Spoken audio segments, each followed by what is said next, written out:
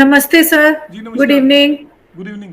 Sir मेरा question Navamsa को लेके, मुझे थोड़ा सा नवांश को लेके कंफ्यूजन है सर कि नवांश को हम लोग D1 के साथ में किस तरीके से थोड़ा सा ब्लेंड करें, क्योंकि कई बार क्या होता है कि हम लोग प्लेनेट की स्ट्रेंथ देखते हैं नवांश में, D1 की प्लेनेट की स्ट्रेंथ नवांश में जाके चलो कैसी हो रही है। एक मिनट बताओ स्ट्रेंथ कैसे देखते हैं। सर की प्लेनेट जैसे D1 में आपको कोई प्लेनेट उच्च। स्क्रीन दिख हाँ रही है सर। ये? हाँ जी सर। अब मुझे बताओ मून कैसा है।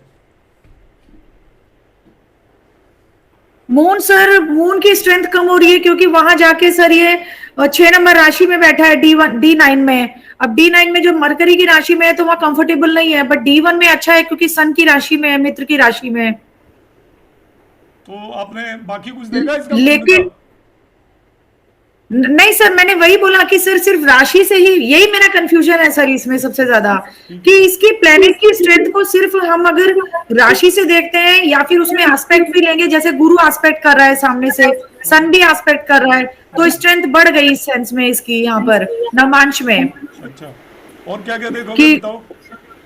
और सर दो चीजें तो ये हो गई, दूसरी चीज सर ये है कि इसको इंडिपेंडेंटली भी देखें D9 को, या D1 से रिलेट करके ही देखना है। नहीं अभी आप बताओ तब मैं आंसर करूंगा, क्योंकि मैं और लोगों से पूछूंगा भी ये क्वेश्चन आया तो। ओके क्योंकि सर। वैसे मैं सर बताऊंगा तो आप सीखोगे ही नहीं। मैं तो हजारों नहीं बार सर, बताता हूँ। मैंने सर दो तीन तरीके से देखा इसको कि किस तरीके से ये काम कर रहा है, लेकिन कहीं से भी ना एक बहुत ऑथेंटिक आंसर मेरे को नहीं मिल रहा है नहीं पर्सनली आप मुझे इसमें। बताओ आपने क्या क्या चीज सर देखी, सारी बताओ एक एक करके, सर नंबर 1 2 3 4। सर जैसे कि प्लैनेट की तो स्ट्रेंथ हो गया सबसे पहले कि बाकी सब लोग अगर डी। म्यूट कर लें प्लीज। बाकी सब लोग म्यूट कर लें, मैं सबको नहीं म्यूट करना चाहता। मैं चाहता हूँ कि डिस्कशन हो क्लास में, क्योंकि मैं इस क्लास के अंदर कोई अपनी तरफ से नहीं पढ़ाऊंगा चीज़ें। आप लोगों को कोई सीखोगे ही नहीं, मैं अपनी तरफ से पढ़ा भी दूंगा। तो इसलिए सभी से रिक्वेस्ट है कि जो पर्सन बात कर रहा है उसके अलावा सब लोग इसको म्यूट कर लें। Manisha sir disturb. इसमें ये, जी सर, जी सर, इसमें ये कि सर D1 में कोई प्लैनेट, जीवन में किसी भी प्लैनेट की अगर दशा चल रही है मैडम आप और ना बहुत। सिस्टमेटिक वे से बताओ आप क्या क्या देखते हो। हाँ सर। नहीं तो बिल्कुल सर, यूजफुल नहीं बिल्कुल होगा। सर। आप क्या क्या देखते हो वो चीज़ मुझे चाहिए, कि आप कैसे क्या जी क्या सर। देखोगे जिससे और लोग भी सीखे। हाँ बताओ। ठीक है सर। ठीक है सर, जैसे सपोज आपने सर पूछा कि चंद्रमा के बारे में बताएंगे। अगर सपोज सर चंद्रमा की दशा चल रही है, हमने चंद्रमा को देखना है कि कैसी दशा जाने वाली है इसकी, हम्म। तो सर पहले तो चंद्रमा की स्थिति देखेंगे और देखेंगे कहाँ का लॉर्ड है। उसके बाद नवमांश में देखेंगे कि इसकी स्थिति कमजोर हो रही है वहां जाकर या अच्छी हो रही है। वो कैसे अब जैसे देखोगे? सपोज, नहीं केवल इतने हाँ का सर वही मैं, हाँ सर। अब हाँ। जैसे नवमांश में सर ये चंद्रमा 6 नंबर राशि में बैठा है, वैसे तो राशि में अच्छा नहीं है, लेकिन गुरु उसको देख रहा है, गुरु नहीं राशि अच्छी में क्यों स्थिति में अच्छा है। नहीं है? सर क्योंकि बुध की राशि में है, बुध और चंद्रमा की शत्रुता है सर दोनों की। बोध में है? सर, जी सर। मतलब चंद्रमा क्या बुध नहीं का बोथ शत्रु में है नहीं क्या? है, बोथ में नहीं है सर, बुध चंद्रमा को शत्रु मानता है। नहीं नहीं बुध नहीं मानता। मतलब हम किसी घर में जाएंगे हाँ तो हमें बुरा कब लगेगा? सर, जब हम शत्रु के घर में जाएंगे। हम शत्रु मानेंगे उसके घर में जाएंगे तभी तो बुरा लगेगा। हाँ हाँ जी सर। और हम मानते ही नहीं किसी को शत्रु, और उसके घर शत्रु, जाएंगे तो बुरा लगेगा क्या? अच्छा अच्छा, हाँ सर, फिर नहीं लगेगा बुरा। नहीं हम लगेगा नहीं ना। मानेंगे तो तो मून हमारे किसकी लिए तो राशि में न्यूट्रल गया हो है? जाएगा वो। मून किसकी हाँ राशि में सर। गया है? सर बुध की राशि में गया है तो तो ये मून तो चंद्रमा किसी तो किसी को को बुरा शत्रु नहीं मानेगा ही मानता। नहीं। मून का तो बेटा हाँ है। सर, चंद्रमा तो किसी को शत्रु वैसे भी नहीं मानेगा सर। हाँ फिर ये शत्रु राशि नहीं है। Okay sir. ठीक है। और दूसरा क्या ठीक देखोगे? है। दूसरा सर, इस पे एस्पेक्ट्स देखेंगे कि इसके मैलेफिक एस्पेक्ट्स आ रहे हैं कुछ इसके ऊपर या नहीं आ रहे हैं। अच्छा ठीक है। और तीसरा? तो सर बाकी सर तीसरा कि 6 8 12 में तो नहीं है नवमांश में। मतलब यही देखेंगे 6 8 12 में नहीं है? मतलब कोई अच्छे सर, घर में है तो सर कोई वेटेज नहीं है? नहीं सर, वही मैंने बोला कि 6 8 12 में है तो खराब है, और अगर इसमें केंद्र में बैठा है, त्रिकोण में बैठा है तो अच्छा है। नहीं तो नवे भाव से तो बढ़िया कोई भाव ही नहीं होता है, तो बहुत अच्छा बेटा है। Okay sir. तो सबसे सर अब स्ट्रॉन्ग भाव है इसी ना को मुझे। कुंडली का। नवा भाव हाँ जी सबसे सर। स्ट्रॉन्ग त्रिकोण है, और कुंडली के जी सभी सर। भावों में सबसे स्ट्रॉन्ग त्रिकोण भाव माने जाते हैं। फिर हाँ केंद्र, जी सर। केंद्र भाव है सबसे स्ट्रॉन्ग त्रिकोण में बेटा है। हाँ सर। और क्या देखेंगे बताओ? बस सर मुझे तो इतना ही पता है कि यही चीजें देखते हैं और सर नवमांश में गर्भोत्तर जाके। और पुष्कर नवांश भी तो देखते हैं। हाँ सर, नवमांश में देखते हैं सर, इसमें नहीं है ना, इसलिए मैंने बोला नहीं वर्गोत्तम अभी, नहीं है क्योंकि सर इसमें नहीं है अभी, 5 नंबर राशि में है ना, क्योंकि इधर 6 नंबर में चला गया अगर। पुष्कर नवांश। अच्छा, पुष्कर नवमांश के लिए सर डिग्री देखनी पड़ेगी ना उसकी, दोनों की। हाँ तो डिग्री 19 डिग्री 29 मिनट है, हाँ जी सर। तो 5 साइन के अंदर। सर मुझे फॉर्मूला याद नहीं, मुझे कॉपी खोलनी पड़ेगी फॉर्मूला के लिए। कॉपी खोलो फिर, 1 मिनट रुको, मैं बता देता हूँ।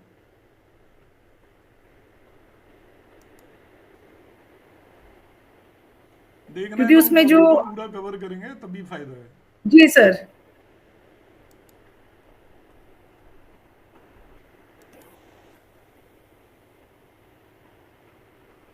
क्योंकि पुष्कर नवांश बहुत ज्यादा इंपॉर्टेंट है, इसलिए बोल रहा हूँ मैं। Okay sir. आपका कोई भी प्लेनेट जब पुष्कर नवांश में चला जाता है तो वो हेल्थ और डेथ के अलावा बाकी केसेस में खराब रिजल्ट नहीं देता, ये नियम है।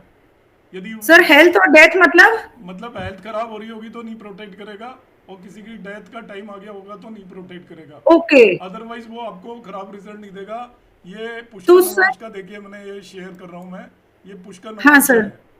तो ये आपके अलग अलग है 5 पांच, साइन के सर अंदर। 5 नंबर साइन में है, 19 डिग्री में नहीं है सर नवमांश में। हाँ पुष्कर नवांश में नहीं है, मगर 26 नहीं है, 23 डिग्री 20 मिनट 23, होता, हाँ सर। और 26 डिग्री 40 से 30 मिनट होता, और तो हाँ इसको सर, पुष्कर नवांश में बोल देते हैं। नहीं मानेंगे जी हाँ सर। तो कोई बात नहीं, ये मगर ये आपने देखना है, मैं इसलिए बताया ठीक है सर। कि हमें उसको पुष्कर नवांश में देखना है। चलो ठीक है अब सर। और क्या देखा इसमें बताइए नवांश के अंदर अपने।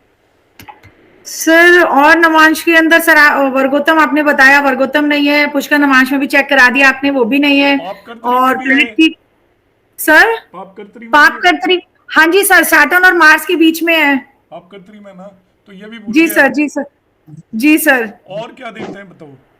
आपको वो पता है कि वो आपका धनामशा में गया, विक्रमशा में गया, सुखामशा में गया, उत्तरामशा सुखांशा में में, गया। उत्तरांशा, हाँ सर, वो जो सुखांशा होता है सर, 4th हाउस होता है नवमांश का। अब बताओ ये और कहाँ गया है, धनांशा, अब बताओ और सबको सिखाओ कहाँ पे गया है। भाग, सर ये भाग्यांशा में गया है। नहीं भाग्यांशा में नहीं गया, कैसे देखते हैं मैं बताऊंगा अभी। और कोई बता हाँ दे। सर। लग्नांशा में गया है, लग्नांशा में गया है धनांशा में चंद्रमा। लग्नांशा में गया है। ये कर्क में है ना, अच्छा सॉरी सॉरी सॉरी, त्रिकांशा में गया था, लग्नांशा में नहीं गया, हाँ तीसरे उसमें गया है, थर्ड हाउस के उसमें गया है, धनांशा में गया। थर्ड हाउस में गया है सर। हाँ विक्रमशा। में गया, विक्रमशा में। विक्रांत, जी, ये जी। ओके, इसको- 3rd हाउस, ये मून इसको करेज देगा एक्चुअली, ओके। जो इसकी दशा में ये इसको करेज देगा। आपका D1 चार्ट से देखिए, ये नाड़ी टेक्निक है जिसको हम बोलते हैं राशि तुल्य नवांश। आपको राशि तुल्य नवांश बनाने की जरूरत नहीं होती। आप एक सिंपली हम ये देख लेते हैं कि आपकी नवांश में जो प्लैनेट्स हैं उन्हें आप लग्न कुंडली में रख दीजिए जहाँ पे भी गए हो। तो नवांश के इस मून को मैं लग्न कुंडली में रखता तो वो 3rd हाउस के अंदर आता। तो यदि वो लग्न में ही आ जाता है वो प्लेनेट, तो वो सेल्फ के लिए रिजल्ट देता है। 2nd हाउस में जो आ जाता है उसे बोलते हैं धनामशा में, तो वो आपको धन प्राप्ति होगी, होगी ही पक्का। उसकी दशा और अंतरदशा में आपको चाहे और वो कष्ट दे, मारक की तरह भी बिहेव करता है, मगर धन प्राप्ति करेगा। 3rd हाउस में गया तो वो आपको साहस देगा। आज के समय पर हम कह सकते हैं कि ऑनलाइन एक्टिविटीज़ में भी आपको इन्वॉल्व कर सकता है। 4th हाउस में गया तो उसे हम सुखामशा बोलते हैं, तो वो आपको हैप्पीनेस भी देगा। 5th हाउस में गया पुत्रामशा भी बोलते हैं, तो वो आपको एजुकेशन दे सकता है। 6th हाउस के अंदर गया तो वो आपको डिस्प्यूट दे सकता है, डिजीज़ दे सकता है। तो ऐसे ही सप्तामशा में गया तो पार्टनरशिप, मैरिज, इस तरीके की चीज़ें देगा, नेम फेम देगा वो प्लेनेट अपनी दशा और अंतरदशा में। This is based on the नाड़ी टेक्निक, और इस पर जो काम हुआ है सबसे ज़्यादा वो CS पटेल सर ने किया है नवामशा के अंदर। तो हम देखिए मल्टीपल थिंग्स यूज़ करते हैं। अभी मैं बता रहा हूँ आपको क्या करना है। हमारी नवामशा सीरीज चल रही थी, जब पिछली 2 क्लास डिसकंटिन्यू हुई थी, तो आज मैं उसी को बताता हूँ। अभी मैं यहाँ पर बताऊंगा इसके बारे में, इसके बाद आप लोग कितनी प्रैक्टिस करते हो वो आपके ऊपर है। कि हम क्या करते हैं कि जो नवामशा होता है वो दशा रिजल्ट देखने की एक टेक्निक है बड़ी स्ट्रॉन्ग, ठीक है। दशा देखने की अराउंड विंशोत्तरी दशा की 12 या 13 टेक्निक है। 12-13 टेक्निक में जो आपके जितने भी पॉपुलर इंस्टीट्यूट हैं इंडिया के अंदर, वो मैक्सिमम 1 या 2 टेक्निक बताते हैं। प्रैक्टिकल वो भी नहीं बताते। तो आपको सारी यदि 12 की 12 टेक्निक आनी चाहिए। आप only on the basis of Navamsha आप दशा देख सकते हो, आपको कुछ भी ज़्यादा देखने की रिक्वायरमेंट नहीं है। आपका नवांशा में हम कहते हैं कि वो प्लेनेट की स्ट्रेंथ को रिप्रेजेंट करता है। प्लेनेट की स्ट्रेंथ मल्टीपल फैक्टर्स पर डिपेंड करती है, केवल नवांशा स्ट्रेंथ को रिप्रेजेंट नहीं करता। नवांशा ना ही स्ट्रेंथ को रिप्रेजेंट करता है, अपना आप में एक गलत सेंटेंस है। सेंटेंस ये है कि नवांशा उसकी रिलेटिव जो आपका D1 चार्ट में जो प्लेनेट नजर आ रहा है वो उसकी स्थिति आपको जो दिखाई दे रहा है उससे बेहतर है या खराब है, बस इतना पता चलता है। कि आपको जैसे कोई भी पर्सन बाहर मिल गया, रोड पे खड़ा हुआ, तो आप उसके बारे में जानोगे कि उसकी पर्सनैलिटी देखकर आप उसके बारे में कंक्लूड करोगे, देखने में स्मार्ट होगा, अच्छे कपड़े पहन रखे होंगे, तो आप ऐसा बेस बना लोगे कि ये हो सकता है कोई हाईली एजुकेटेड हो, पैसे वाला हो, इस तरीके का हो, ऐसा आपका उसके बारे में ओपिनियन बनेगा। और वो थोड़े उसके चेहरा मोहरा भगवान ने उतना अच्छा नहीं दिया होगा, पर्सनैलिटी उतनी अच्छी नहीं दी होगी, तो आप उसके बारे में ओपिनियन बना लोगे। ऐसा आप देख सकते हो, ऐसा रोजाना होता है हमारे सामने कि ऐसे ही होगा, कुछ खास नहीं होगा। बाद में पता चला ये तो किसी कंपनी का बहुत बड़ा CEO है, शक्ल ऐसी है तो क्या हुआ।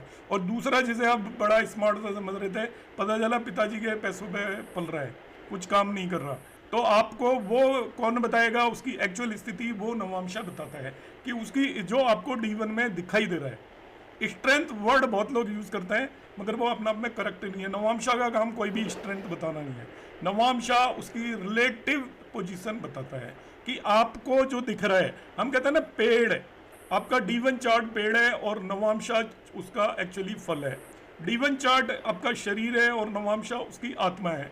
तो आपको आत्मा से पता चलेगा एक्चुअल में वो क्या है, पेड़ में फल से पता चलेगा एक्चुअल में वो पेड़ क्या था। आपका पेड़ हो सकता है कि बहुत स्ट्रॉन्ग हो, बहुत बड़ा हो, बहुत मजबूत हो, मगर वो फल अच्छे नहीं देता हो। आम का पेड़ है तो आम के पेड़ होते हैं, बहुत बड़ा अच्छा दरख्त हो, मगर उसके जो फ्रूट हैं वो खट्टे हो सकते हैं।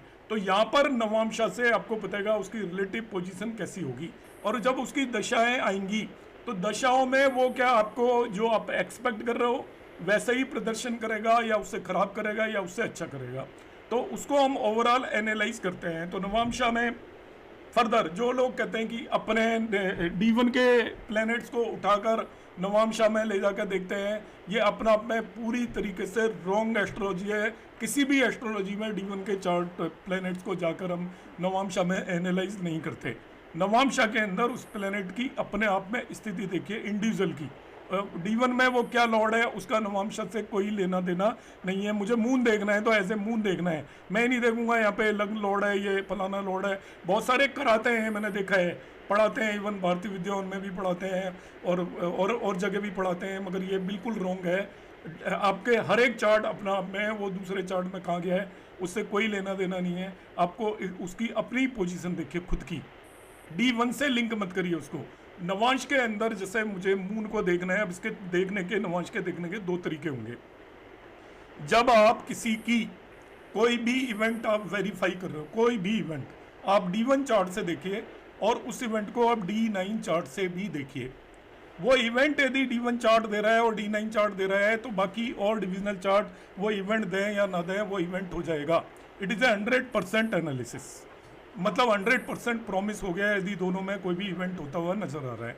D1 आपका प्रॉमिस दे रहा है, D9 प्रॉमिस नहीं दे रहा है, तो इट इज़ ए 75% वो है आपका।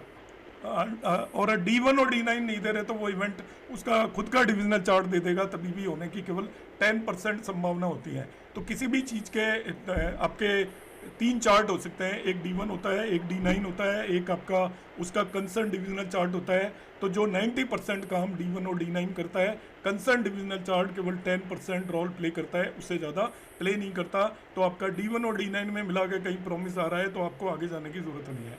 चलो मैं कहीं और चला गया। अब सबसे पहले मैं प्लेनेट को देखने का तरीका बताता हूँ। हमारी जो दशाएं होती हैं वो हम नवांश के बेसिस पर डिसाइड कर सकते हैं कि इस प्लेनेट की किस तरीके की दशा जाएगी, कौन से फल देगा ये। वो D1 और D9 को कंबाइन करके देखे जाते हैं। D1 से भी रिजल्ट मिलते हैं। विकास जी प्लीज म्यूट कर लें, विकास। हाँ, D1 से भी आपको देखना है, D9 से भी देखना है, तो दशाओं के फल एक लंबा टॉपिक है। अभी मैं रिलेटिव पोजीशन की बात कर रहा हूँ, स्ट्रेंथ वर्ड यूटिलाइज नहीं कर रहा। अभी जैसे यहाँ पर मैम ने कहा कि ये मून है, आपको मून को देखना है, तो थोड़ा शांति से देखिए, यही चीज़ देखिए, हर बार ये देखिए, कंसिस्टेंटली देखिए। आप लोग क्या है कि चीज़ें 20 पढ़ा दी गई हैं, तो वो 20 की 20 को एरेटिक मैनर में लगाना शुरू कर देते हैं।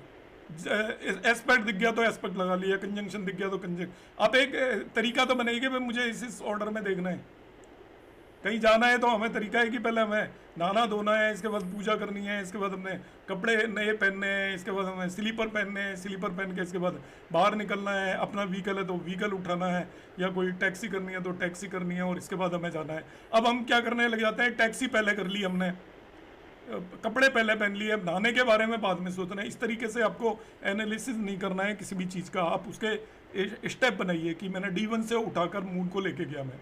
सबसे पहले मल्टीपल पैरामीटर हैं। सबसे पहले आप क्या देखोगे, उसकी किस राशि में गया है।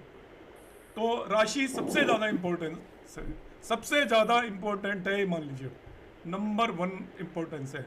बाकी चीज़ों की कोई भी इम्पोर्टेंस नहीं है, आपकी राशि की हाईएस्ट इम्पोर्टेंस है यदि वो स्वय राशि में गया है। अब राशि में कौन कौन सी स्थितियाँ हो सकती हैं, आप एक्सॉल्टेड, वो ओन साइन और फ्रेंडली साइन, ये तो होगी बेहतर स्थिति। न्यूट्रल साइन न्यूट्रल स्थिति होगी, और एनिमी साइन और डेबिलिटेशन साइन आपकी खराब स्थिति होगी। आप आधा कंक्लूजन इसी के बेस पे निकाल लेंगे, 50% उसकी रिलेटिव पोजीशन इसी के बेस पे निकाल दी जाएगी कि वो आपका D1 में कैसी भी स्थिति में है। आप देखोगे वो रिलेटिवली इंप्रूव हुआ कि नहीं। मेरे एक एक वर्ड को जरा ध्यान से सुनना, ये चीज़ें इतनी कॉम्प्लिकेटेड है, आप ध्यान से नहीं सुनोगे तो आप कितना ही पढ़ लेना, दशाएं लगाना नहीं सीख सकते। दशाएं आती नहीं है लगानी किसी को। मैं और दूसरा स्टेटमेंट दे रहा हूँ, बड़ा हार्श स्टेटमेंट है, मगर मुझे हार्डली कोई व्यक्ति मिला है जिसको दशा लगानी आती हो प्रैक्टिकली। देखिए क्या है, आप सबसे पहले उसको प्लेनेट की राशि देखिए, इस पर बहुत ज़्यादा निर्भर करेगा। अब क्यों करेगा, नवांश कुछ नहीं है एक्चुअली, वो एक पर्टिकुलर जिस राशि में है उसके किस हिस्से में। राशि को हम फर्दर डिवाइड करते हैं, जैसे आप एक घर में हैं और घर के अंदर आपके अलग अलग रूम और कंपार्टमेंट बने होते हैं। घर के अंदर आपका बेडरूम है, घर के अंदर आपका लिविंग रूम है, घर के अंदर आपका टॉयलेट है, घर के अंदर आपका स्टोर है। अब आप कहाँ पर कंफर्टेबल हैं। जो किचन में काम करते हैं वो किचन में कंफर्टेबल होते हैं, मगर जो व्यक्ति किचन में काम नहीं करता उसको आप किचन में भेज दीजिएगा, वो 2 मिनट के अंदर अनकंफर्टेबल हो जाएगा। जो आपको, तो इसी तरीके से एक राशि के किस पर्टिकुलर, हम राशि को ही तो 9 भागों में डिवाइड करते हैं, तो एक गिवन राशि को जब आपने 9 भागों में डिवाइड किया तो वो किस पर्टिकुलर हिस्से के अंदर प्लैनेट जाकर बैठा हुआ है, वो उसके एनवायरनमेंट को रिप्रेजेंट करता है।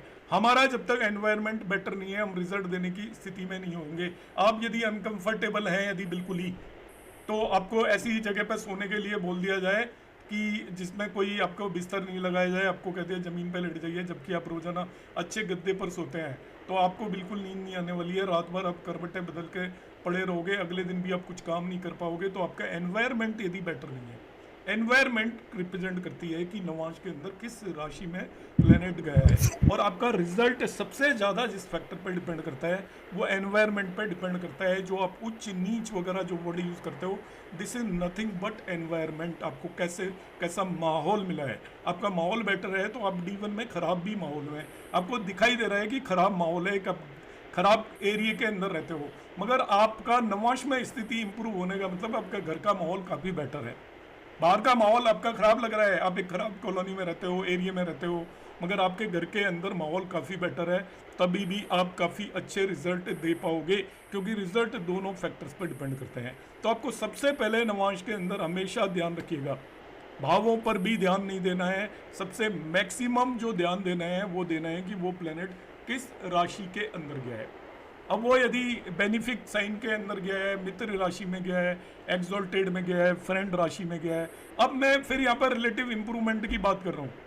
जो बातें हैं उन्हें बिल्कुल गौर से ध्यान से सुनें, क्योंकि कोई एक ब्लैक एंड वाइट नहीं है मैं कि मैं आपको बता दूँ उस तरीके से हो जाए, इसीलिए समझ में भी नहीं आता कि D1 में वो एक्सॉल्टेड है, D9 में डेबिलिटेड हो गया, वो जहाँ मर्जी चला जाए, जो मर्जी देख ले, कुछ भी कर ले।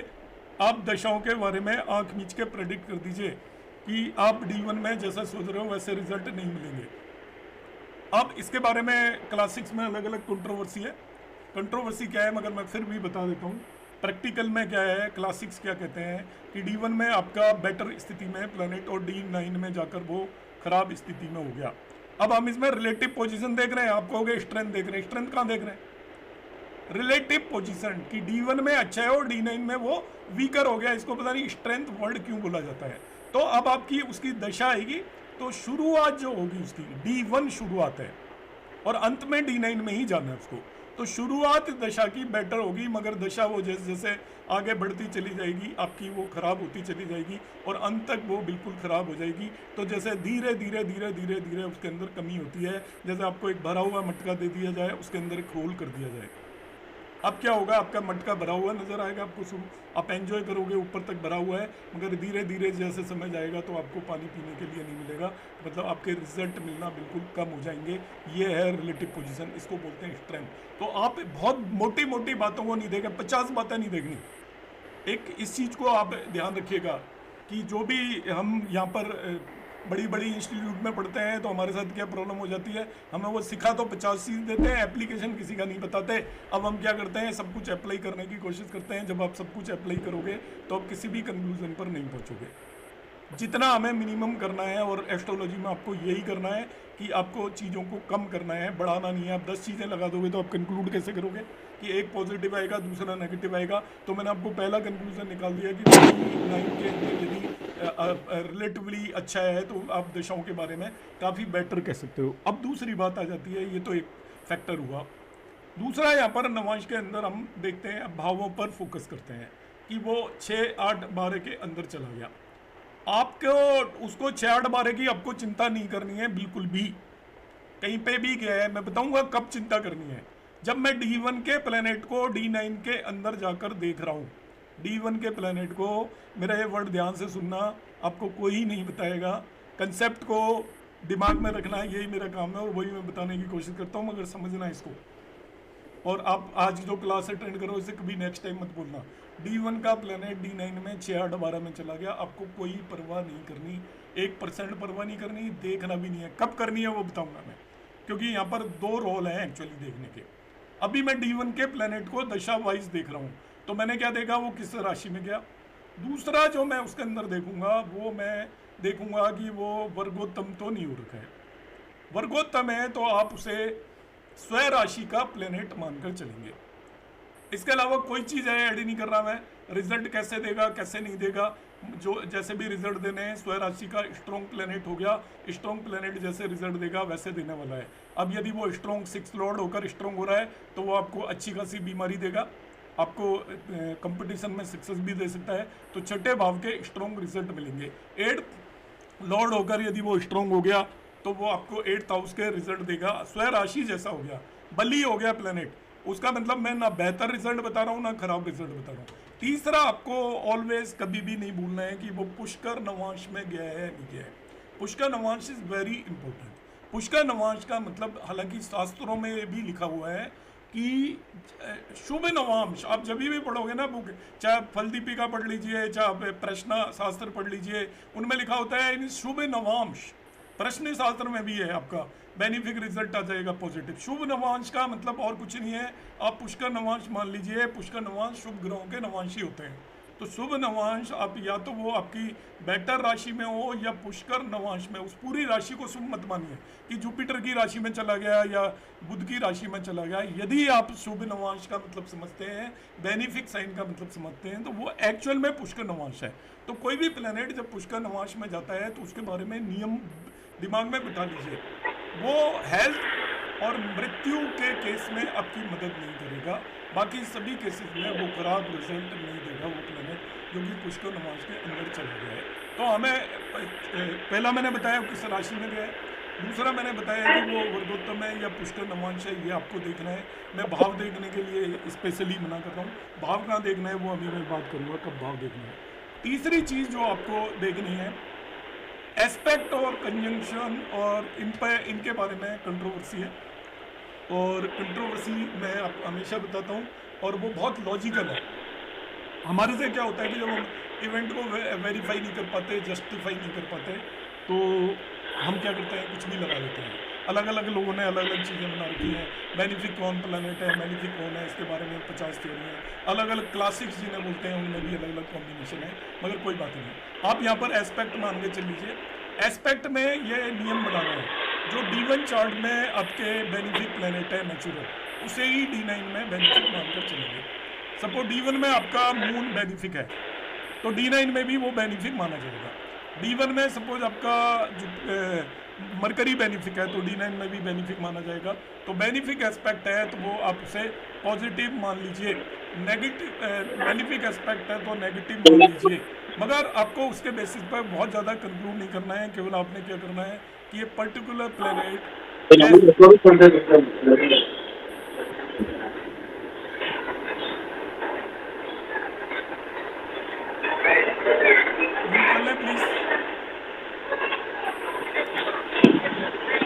जल्दी एस्पेक्ट वाला बीच में डिस्टर्ब हो गया दोबारा लाना। वीना मैम म्यूट कर लीजिए। वीना मैम आप 2-3 बार इसको वो कर चुकी हैं, आप इसको म्यूट रखिए प्लीज़। मैंने आपको पहले भी वो किया था। फ्लो भी टूट जाता है, मुझे ध्यान भी नहीं रहता फिर मैं क्या बताने वाला हूँ। तो उसको आप ही डिस्टर्ब हो गए। तो हाँ, तो मैं ये बता रहा था, देखिए तो इतना भर काम करना है। आपको क्या करना है, सबसे पहले आप जब दशाओं को देख रहे हो रिलेटिव टर्म्स में, तो आप बहुत अधिक चीज़ों पर नहीं जाएंगे। जनरली यदि वो 64th नवांश लॉर्ड होता है, 22nd दृष्टिकोण लॉर्ड होता है, 85th द्वादशांश लॉर्ड होता है, उसकी दशा और अंतरदशा हो, वो कैसी भी स्थिति में गया हो, कहीं भी गया हो, वो आपको हेल्थ रिलेटेड प्रॉब्लम देगा वर्ड बोल रहा हूँ मैं, दे सकता है वर्ड नहीं बोल रहा, देगा। यदि वो 64th नवांश लॉर्ड है तो आपको मेंटल टेंशन दे देगा, फिजिकल कोई प्रॉब्लम नहीं देगा, तो वो भी हेल्थ रिलेटेड प्रॉब्लम मानी जाती है। तो अल्टीमेटली हमें क्या करना है, देखिए बहुत मोटी मोटी बड़ी बड़ी बातों पे नहीं जाना, 50 चीज़ें आपको नहीं लगानी। मैं दशा को एनालिसिस कर रहा हूँ, प्रॉमिस के लिए मैं आगे आऊँगा, दशा एनालिसिस कर रहा हूँ।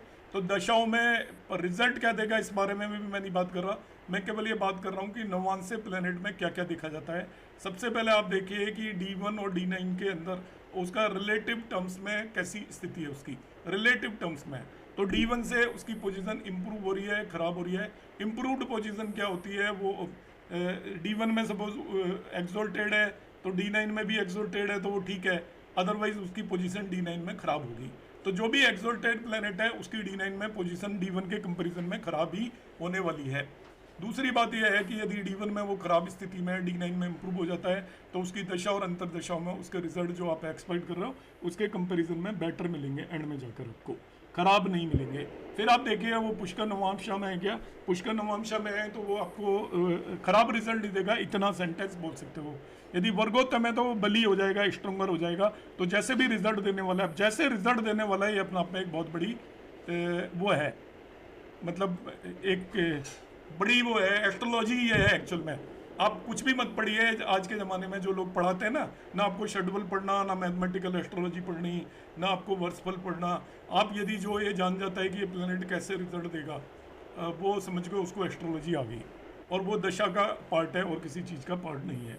तो यहाँ पर हम इस तरीके से प्लेनेट को देख लेंगे। अब जो आप दूसरा देखते हो, एक जो मैंने बताया जिसको हम बोलते हैं आपका राशि तुल्य नवमांश।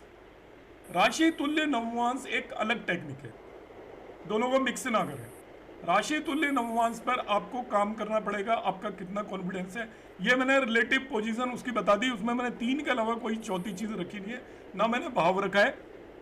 आप उसका एस्पेक्ट वगैरह देख सकते हो, एस्पेक्ट से वो इम्प्रूव हो जाता है, कंजंक्शन से इम्प्रूव हो जाता है, थोड़ा डिटोरिएट हो जाता है, तो ये मान सकते हो। मगर जो सबसे इम्पोर्टेंट है, आप उसकी राशि देखिए, दूसरा देखिए वो पुष्कर नवांश में तो नहीं है, वर्गोत्तम तो नहीं है। यदि आप एस्पेक्ट देखना चाहते हो, यदि आप हैबिचुअल है तो देख सकते हो, यदि बेनिफिक एस्पेक्ट है तो थोड़ा बेटर हो जाएगा, मेलिफिक एस्पेक्ट है तो थोड़ा ख़राब हो जाएगा। उतना ज़्यादा भी पीड़ित मानने की उसको ज़रूरत नहीं है, थोड़ा मतलब रिलेटिव टर्म्स में। 6-8 बारे को बिल्कुल यहाँ पर कंसिडर करने की ज़रूरत नहीं है। कहाँ कंसिडर करेंगे अब मैं बताऊँगा 6-8 बारे में।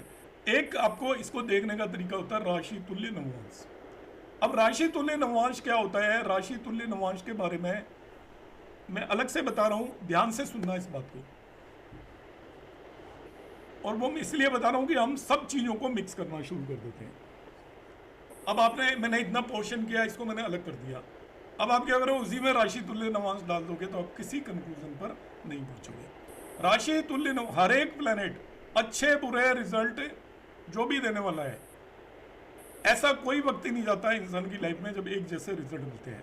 हमें अलग अलग तरीके के रिजल्ट मिलते हैं कि हमारा समय फाइनेंशियली अच्छा जा रहा होता है तो हो सकता है हमारी हेल्थ खराब हो, हमारी हेल्थ खराब हो तब फाइनेंशियली समय अच्छा जा रहा होता है, और इस तरीके से बहुत सारी घर के अंदर वो भी हो रही होती है, सेरेमनीज भी हो रही होती है, और कोई दुख की खबर भी आ रही होती है उसी ड्यूरेशन में। तो हर तरीके के इवेंट हर व्यक्ति के साथ हमेशा हो रहे होते हैं, इसलिए उनमें आपको जाने की ज़रूरत नहीं है। राशि तुल्य नवांश में हम क्या देखते हैं कि प्लेनेट को आप केवल ये देख लीजिए कि वो रिलेटिवली लग्न से कौन सी राशि में गया है, भाव में D1 की लग्न से। जैसे यहाँ पर मैं राशि तुल्य नवांश देखूँ, शुक्र 3 साइन में है और ये यहाँ पर चला गया 1 में, तो D1 की लग्न से वो 10th हाउस में गया है, D1 की लग्न से 10th हाउस में कार्यांश में चला गया, तो वो आपको प्रोफेशन देगा। राशि तुल्य नवांश में आपको बहुत ज़्यादा कुछ समझने की जरूरत नहीं है, आपको कुछ ना कुछ काम मिलेगा, ये पक्का मान के चलिए। जब भी उसकी दशा और अंतर दशा जाएगी, कोई भी प्लेनेट यदि यहाँ पर 5 साइन में, मैं यहीं से देख लूंगा, देखिए मैं उधर जाने की जरूरत नहीं है। देखिए 5 साइन में पकड़िए प्लेनेट कौन है, पर वो धनांशा में चला गया, सैटर्न की दशा आएगी तो वो आपको इसको बीमार भी कर सकता है, 2nd हाउस है, और धन भी देगा डेफिनेटली। इसके बाद मैं यहाँ देखूंगा 6 साइन में कौन सा गया, ऐसे देखते हैं राशि तुल्य नवांश के लिए। मून गया है 6 साइन में तो वो उसको मैंने अभी बताया था विक्रांशा में चला गया है, उसको साहस देगा, इसके अंदर अलग से डिसीजन लेने का समय आ जाएगा, उस समय पर ये ऐसे डिसीजन लेगा जो जनरली नहीं लेगा।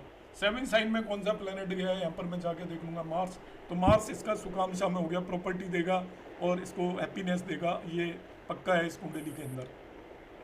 इस तरीके से हम देखते हैं। पुत्रांशा में कौन गया, 8 साइन में कोई प्लेनेट है क्या, तो पुत्रांशा में कोई नहीं है। 9 साइन में कोई है क्या, कोई नहीं है। 10 साइन में कौन है, राहु है, 10 साइन में राहु आ गया, तो राहु एक्चुअली इसको, इसकी अभी हमने प्रेडिक्ट की थी, इसको मैरिज देगा जो हमने प्रेडिक्ट किया अंतरदशा के अंदर, उससे भी ये पता चल रहा है, देखिए। और ये रिजल्ट बहुत एक्यूरेट है, मगर ये कोई भी चीज़ एस्ट्रोलॉजी में आप अपने एक्सपीरियंस के बगैर ना करें।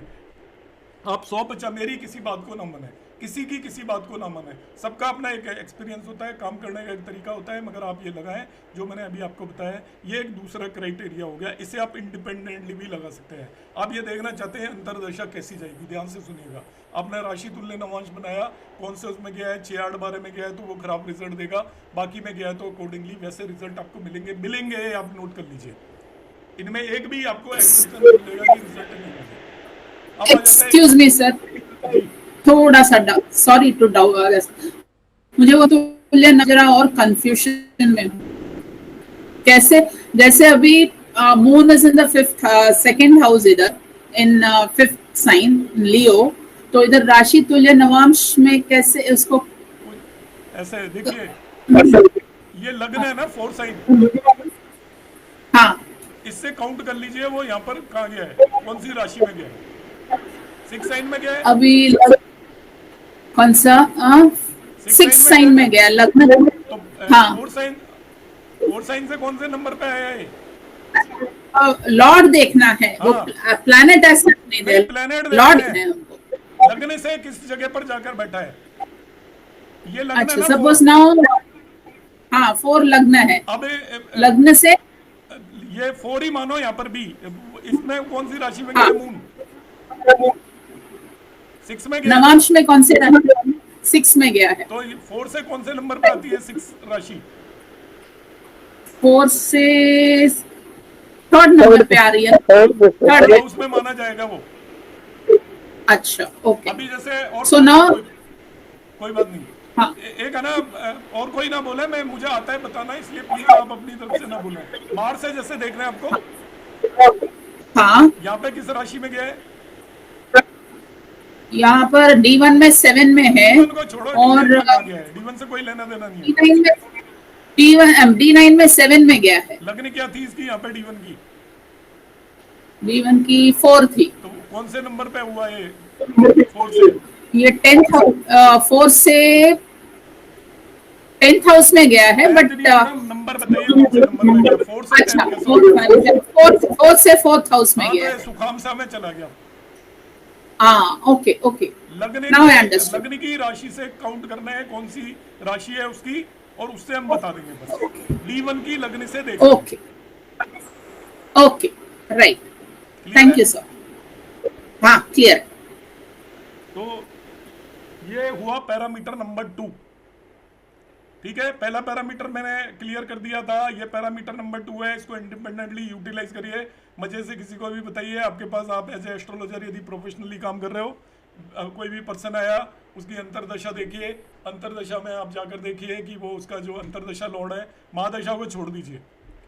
एस्ट्रोलॉजर जो एस्ट्रोलॉजी एक्चुअल करते हैं महादशा को नहीं देखते, सारा कुछ अंतरदशा पे डिपेंड करता है। जब हम लघु पाराशरी लगाएंगे तब हम महादशा को देखते हैं, वो कॉम्प्लिकेटेड बन जाती है, मगर रिजल्ट आपको काफ़ी हद तक अंतरदशाएँ दे देती हैं। महादशा का रोल होता है, मैं ये मना नहीं कर रहा, मगर जो रिजल्ट है एक पर्टिकुलर पीरियड में अंतरदशा इंडिकेट करती है मैक्सिमम क्या रिजल्ट मिलने वाले हैं, क्योंकि वो उस शॉर्ट पीरियड में वही ज़्यादा ऑपरेटिव होती है।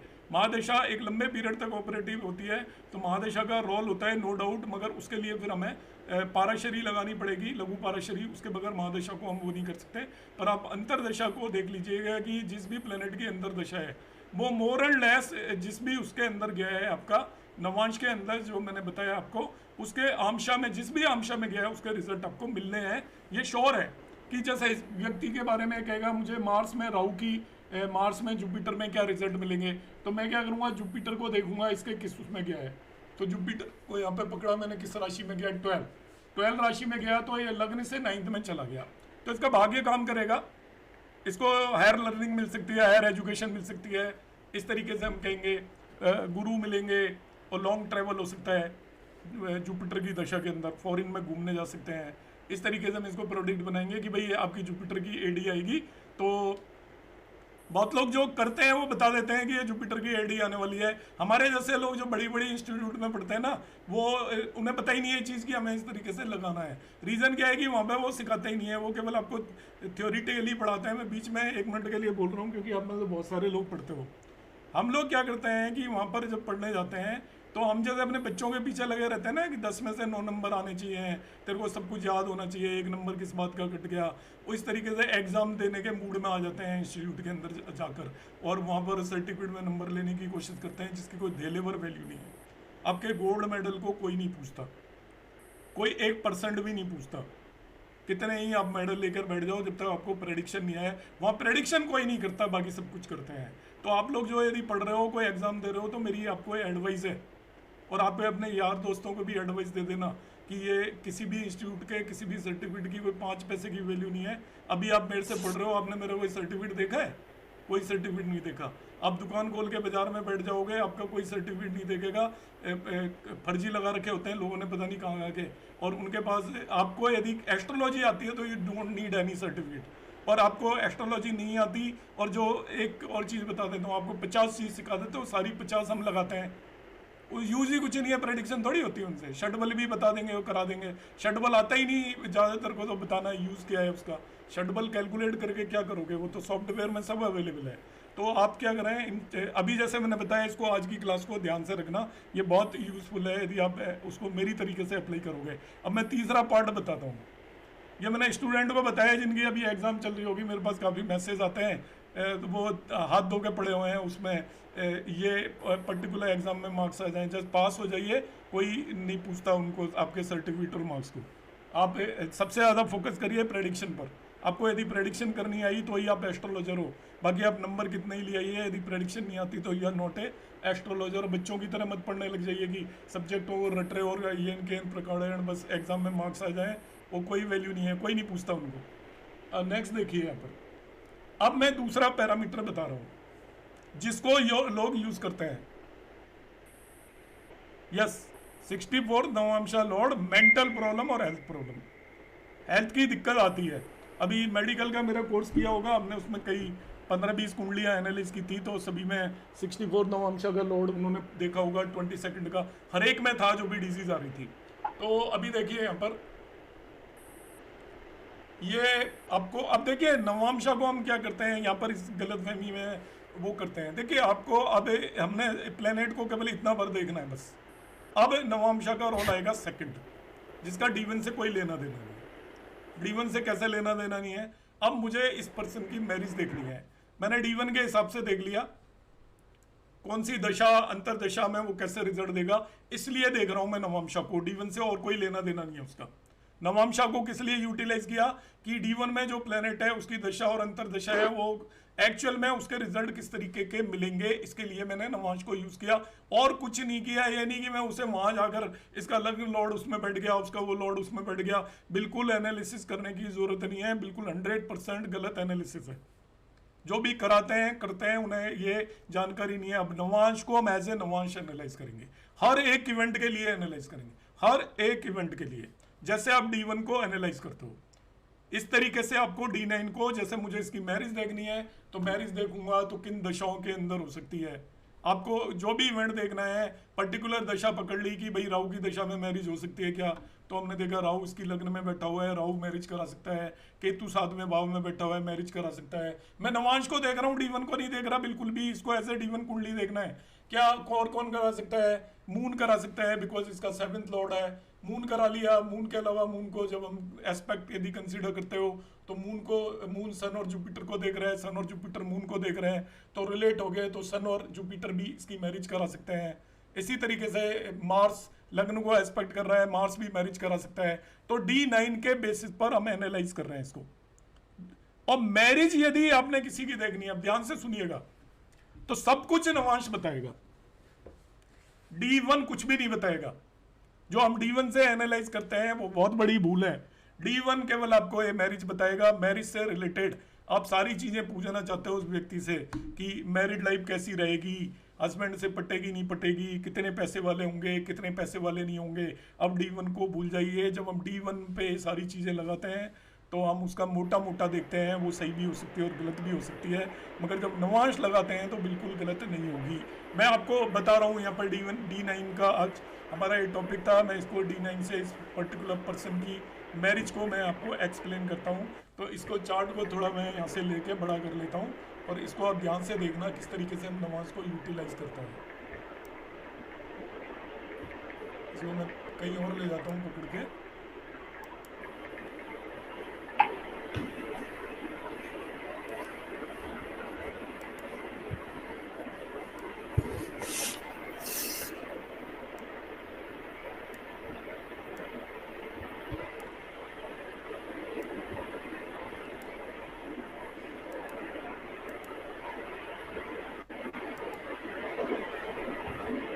देखिए नवांश के मैंने यूटिलिटी बताई, यूटिलिटी नंबर 1, जिसको मैंने आपको बहुत छोटा कर दिया।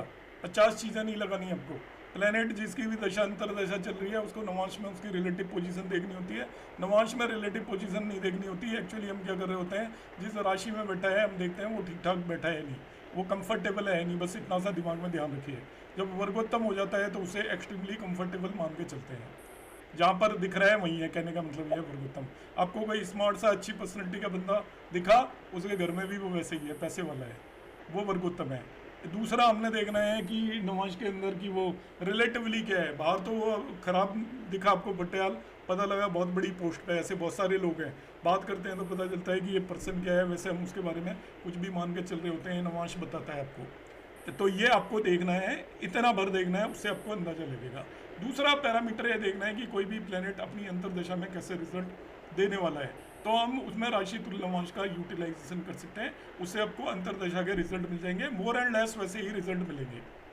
और नवांश सही होना चाहिए, मगर एक कंडीशन है, नवांश जनरली सही होता है तो आपको बर्थ टाइम थोड़ा सा चेक करने की ज़रूरत होती है। 12-13 मिनट में नवांश बदल जाता है, कई बार 4-5 मिनट में भी बदल जाता है।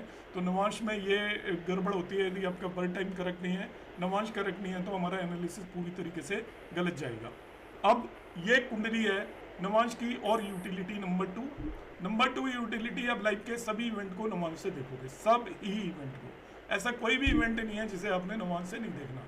अब बाकी इवेंट को देख रहे हो तो इसको एज ए कुंडली मानकर चलोगे, नॉट D1 से कोई लेना देना नहीं। D1 अलग, ये अलग, दोनों में कोई संबंध नहीं, कोई बातचीत नहीं, दोनों बिल्कुल अलग हैं। इसको एज ए सेपरेट कुंडली एनालाइज करोगे। तो हम क्या करते हैं कि D1 के प्लैनेट के उसके लगने लॉर्ड को यहाँ पर लाकर देखेंगे। यहाँ पे दूसरे में चला गया, तीसरे में चला गया, वो आ चुका है, मैंने जो राशि तुल्य नवांश बताया। अब दूसरा तीसरा वगैरह कुछ नहीं देखना हमने, राशि तुल्य नवांश की मैंने यूटिलिटी आपको बता दी। अब नहीं देखना। अब क्या करना है, मुझे इसकी मैरिज देखनी है। तो ये पूरा मैरिज का चार्ट है। अब इसके सारे भाव में सर बताएंगे नवाज के। क्या बताएंगे? सर चार्ट नहीं दिख रहा स्क्रीन पे। रीज्वाइन करो, दिख रहा है। दिख रहा है सर, दिख रहा है। दिख रहा है सर वेरी क्लियर। हाँ दिख रहा है सर चार्ट। दिख रहा है चार्ट। चलो चलो दिख रहा है। अब सुनिए बाकी। तो अब देखिए क्या कहानी है। अब इस व्यक्ति की मैं मैरिड लाइफ को एनालाइज करता हूँ आपके सामने। इसलिए आप यूटिलाइज करिए। आप जब एस्ट्रोलॉजी करते हैं तो आपके पास क्वेश्चन आते हैं हजारों। कैसा पति होगा, कैसा होगा, यहाँ रहने वाला होगा, वहाँ रहने वाला, इसकी मैरिड लाइफ सुखी रहेगी नहीं रहेगी। अब सभी प्रश्नों का जवाब ये देगा। मैरिड लाइफ कैसी रहेगी? सुख स्थान कौन सा होता है आपका? चौथा भाव। मैरिड लाइफ का सुख ये पर्सन कहां से लेगा? वो आपका फोर्थ लॉर्ड इंडिकेट करेगा। चौथा भाव क्या है? अब आप इसे एनालाइज करिए एज ए इंडिपेंडेंट चार्ट कि अब इसकी पूरी कहानी है। देखिए ये इसकी लग्न के अंदर एक मैलिफिक प्लेनेट बैठा हुआ है, राहु। मैलिफिक प्लेनेट बैठा हुआ है तो लग्न के अंदर, लग्न यदि इसकी पर्सन की पीड़ित है तो इसको मैरिज होने में डिफिकल्टी आने वाली है। लग्न पीड़ित है, राहु केतु है, तो राहु केतु एक अपना एनालिसिस है जो मैं आपको बता चुका हूँ। लग्न जब पीड़ित हो, लग्न लॉर्ड पीड़ित हो तो मैरिज होने में डिफिकल्टी आएगी। अब इसका लग्न लॉर्ड को उठाकर देख लीजिए। लग्न डबल बैडली पीड़ित है, मार्स एस्पेक्ट कर रहा है, राहु है, तो लग्न पीड़ित है। इसका मतलब मैरिज कोई इजीली तो होने वाली नहीं है, एक पर्टिकुलर प्रॉब्लम जरूर आने वाली है। फर्दर लग्न लॉर्ड को उठाकर देखिए। सैटर्न शत्रु राशि के अंदर चला गया है। सैटर्न पर एस्पेक्ट वगैरह किसका है यदि हम यहाँ पर देखना चाहें, मैं इसको इंडिपेंडेंट चार्ट ले रहा हूँ। अब एस्पेक्ट वगैरह को यूटिलाइज आप ठीक ठाक से कर सकते हो। 8वें भाव में चला गया है, 8th हाउस के अंदर सैटर्न जाकर बैठा हुआ है शत्रु राशि में। अब इसका 8th हाउस रोल प्ले करेगा।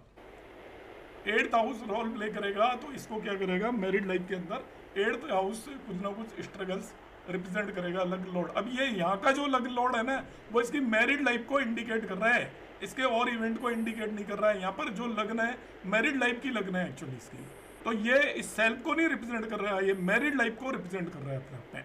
अब आपको देखना है कि इसको सुख हैप्पीनेस मिलेगी या नहीं मिलेगी। तो आप चौथा भाव देखिए और फोर्थ लॉर्ड देखिए। चौथे भाव को इसका लॉर्ड एस्पेक्ट कर रहा है और चौथे भाव के अंदर वीनस बैठा हुआ है, तो 4th हाउस इसका स्ट्रॉन्ग हो गया, काफ़ी एस्पेक्ट कर रहा है तो वो स्ट्रॉन्ग हो जाता है। बेनिफिक प्लेनेट यहाँ पर बैठा हुआ है, मैं नवांश कुंडली की बात कर रहा हूँ। और देखते हैं इस पर कोई मेलिफिक एस्पेक्ट है क्या। मेलिफिक इस पर मुझे कोई एस्पेक्ट नज़र नहीं आ रहा। आपको वैसे नज़र आ जाए तो कोई बात नहीं, मैं कई बार एकदम से देख नहीं पाता हूँ। मैं कुंडली एनालाइज करता हूँ तो शांति से करता हूँ, क्लास में जब मैं कर रहा हूँ तो मुझे इसको, अब आप वो मत मानिए। मार्स इसका ही लॉर्ड है, 4th हाउस का लॉर्ड। जब किसी भी भाव का स्वामी उस भाव को देखता है तो वो भाव बली हो जाता है, या देखता हो या उस भाव के अंदर बैठा हो। तो वीनस मैरिज का कारक, एक बेनिफिक प्लेनेट वहाँ पर बैठा हुआ है 4th हाउस में, और 4th हाउस को 4th लॉर्ड एस्पेक्ट कर रहा है। तो ये हर एक तरीके से इस कुंडली के अंदर ये 5th लॉर्ड भी है, मैरिज का कारक भी है। 5th लॉर्ड 4th हाउस के अंदर जाकर बैठ गया तो वो आपका सुख आपको इसको मिलेगा। ये रोमांस को रिप्रेजेंट करता है, मैरिज में सुख मिलेगा। मैरिज के इस तरीके से आपका क्या है, इसको मैरिड लाइफ इसकी ठीक ठाक रहेगी। अब आपको देखना है कि इसकी जो वेल्थ वगैरह कैसी रहेगी। हम क्या करते हैं, वेल्थ वगैरह देखनी होती है तो 7th लॉर्ड को पकड़ते हैं। पति की वेल्थ कैसी रहेगी, पति की वेल्थ देखनी है, 7th लॉर्ड को पकड़िए। यहाँ पर 4 साइन, वो उसका लॉर्ड है मून। यदि वो आपका 7th लॉर्ड या वीनस D9 चार्ट के अंदर उपचय हाउसेज में चला जाए 3, 6, 10, 11 में, तो मैरिज के बाद जो इनकी रिलेटिवली पोजीशन है अभी जैसी इनकी स्थिति है उसके रिलेटिवली बेटर होगी। और यदि वो 6, 8, 12 के अंदर चला जाता है तो रिलेटिवली वीक होगी। और यदि वो और कई न्यूट्रल हाउसेज में है तो मोर एंड लेस सेम रहेगी। इस तरीके से हम प्रेडिक्ट करेंगे। तो इसका जो 7th लॉर्ड है मून देखा मैंने, 9th हाउस के अंदर गया हुआ है। शुक्र इसका 4th हाउस के अंदर गया है, तो उच्च हाउसेज में नहीं है, मगर फिर भी 7th लॉर्ड की पोजीशन देखिए, दोनों बेटर हैं, केंद्र और त्रिकोण में जाकर बैठे हुए हैं। इसका मतलब क्या होगा कि जो वेल्थ वाइज ठीक ठाक होंगे, कोई इतनी ज़्यादा प्रॉब्लम नहीं होगी। 2nd हाउस इंडिकेट करता है कि इनको वेल्थ कैसे मिलेगी, आफ्टर मैरिज सस्टेन करने में हेल्प मिलेगी या नहीं मिलेगी। तो देखिए 2nd लॉर्ड जो इनका है वो चला गया है फर्दर 8th हाउस के अंदर, तो सस्टेनेंस में 8th हाउस का रोल होगा। 8th हाउस का मतलब सेकंड हाउस धन भाव को रिप्रेजेंट करता है। सस्टेनेंस और सस्टेनेंस इनको इनहेरिटेंस से मिलेगी, मतलब इनको धन की प्राप्ति, मतलब मैरिड लाइफ के लिए जो धन चाहिएगा, मैरिड लाइफ को आगे बढ़ाने के लिए जो धन की प्राप्ति होगी उसमें 8th हाउस का इन्वॉल्वमेंट होगा। अब हम देखना चाहते हैं कि ये 3rd हाउस रिप्रेजेंट करता है कि मैरिज के अंदर एफर्ट को कितना करेगा ये व्यक्ति, मतलब मैरिड लाइफ को चलाने के लिए एफर्ट को 3rd हाउस रिप्रेजेंट करेगा। तो 3rd लॉर्ड आप उठाकर देखिए 3rd हाउस के अंदर बैठा हुआ है, इसका मतलब वो कंप्लीट एफर्ट करेगा पर्सन अपनी मैरिड लाइफ को चलाने के लिए। इसी तरीके से उसमें इनका रोमांस होगा या नहीं होगा, प्यार होगा या नहीं होगा, 5वां भाव रिप्रेजेंट करेगा। तो 5th लॉर्ड का प्लेसमेंट देख लीजिएगा, 5th लॉर्ड आपका प्लेसमेंट ठीक ठाक है, उसको मार्स हालांकि एस्पेक्ट कर रहा है, तो रोमांस के केस में आप मान के चल सकते हो कि वो ठीक है, मार्स का एस्पेक्ट उतना खराब नहीं माना जाता। वीनस का मैरिड लाइफ, डिस्प्यूट कहाँ से मिलेंगे, डिस्प्यूट, ये 3rd हाउस है, मैरिड लाइफ में डिस्प्यूट कहाँ से मिलेंगे, परिवार से, इन लॉज से डिस्प्यूट मिलेंगे, बिकॉज 6th लॉर्ड कहाँ पर चला गया, 2nd हाउस में। वेल्थ भी वहीं से मिलेगी और डिस्प्यूट भी वहीं से मिलेंगे मैरिड लाइफ के अंदर। तो इस तरीके से हम इसको D9 चार्ट को, आप जैसे हम D1 चार्ट को एनालाइज करते हैं एक एक चीज़ देखने के लिए, इसी तरीके से मैरिड लाइफ की एक एक चीज़ देखने के लिए इनको लाभ कहाँ से होगा, देखिए मैरिड लाइफ में प्रोफेशन के थ्रू लाभ होगा, क्योंकि लाभ भाव का स्वामी कहाँ पे चला गया, 10th हाउस में चला गया, तो इनको लाभ कहाँ से होगा। लक किस चीज़ में काम करेगा इनका, देखिए लक कहाँ पर है, 2nd हाउस में चला गया, तो इनका लक काम करेगा, फैमिली के थ्रू ही लक काम करेगा, फैमिली के थ्रू इनको डिस्प्यूट भी होगा, परिवार के थ्रू मैरिड लाइफ के अंदर इनको इनहेरिटेंस, जो सस्टेनेंस है वो इनहेरिटेंस से मिलेगी या अंडर टेबल डीलिंग से मिलेगी। इस तरीके के जो काम करेंगे या आपका अंडरग्राउंड कुछ वर्क करेंगे, उस तरीके के काम से इनको इनहेरिटेंस मिलेगी। तो इस तरीके से हम किसी भी डिविजनल चार्ट को एनालाइज कर सकते हैं, किसी को भी।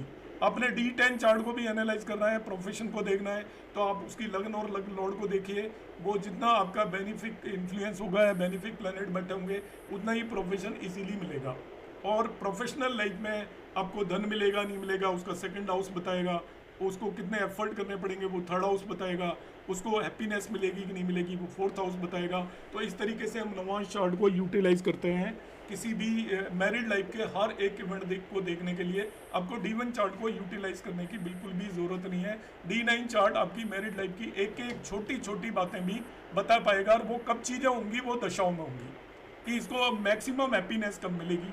हैप्पीनेस देखिए, अभी इस पर्सन की मैंने जब आपकी क्लास शुरू हुई थी उससे पहले मैंने इसको प्रेडिक्ट किया था कि मार्स की दशा में इसकी मैरिज होगी, मार्स की दशा में मैरिज होगी। तो मार्स देखिए यहाँ पर वीनस को एस्पेक्ट कर रहा है 5th लॉर्ड को, तो मार्स की दशा में एक्चुअली 4th लॉर्ड भी है, तो इसको मैरिड लाइफ में हैप्पीनेस रहेगी जब तक इसकी मार्स की दशा है 7-8 साल, काफ़ी अच्छा समय रहेगा शुरू में। इसके बाद हो सकता है मार्स के बाद जो नेक्स्ट दशा आएगी राहु की, उसके अंदर इसको उतनी हैप्पीनेस मिले या ना मिले, ये सारी चीज़ें हम इसमें इस तरीके से डिस्कस कर सकते हैं।